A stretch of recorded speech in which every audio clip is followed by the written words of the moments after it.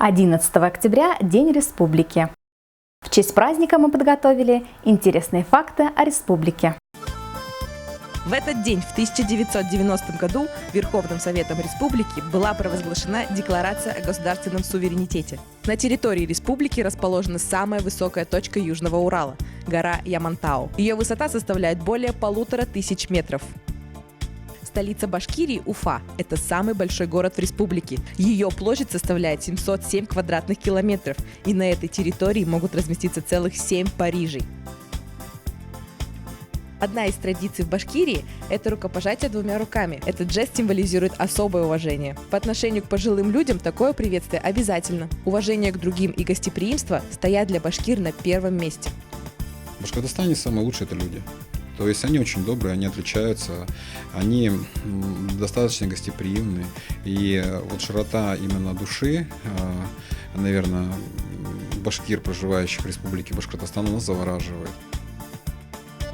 На территории Республики Башкортостан находится 80% липовых деревьев России. Именно поэтому здесь удалось сохранить такое древнее ремесло, как бортничество. Это разведение диких пчел в дуплах липовых деревьев с целью добычи меда.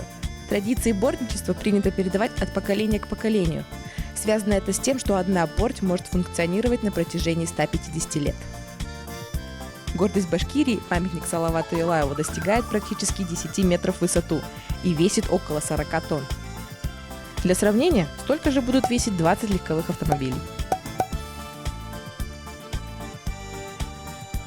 Название города Уфа на башкирском языке выглядит как 3 круга, перечеркнутые линиями посередине. Такая лаконичная надпись часто используется в оформлении, и за свой необычный вид она носит в народе название «3 шурупа» или «3 таблетки».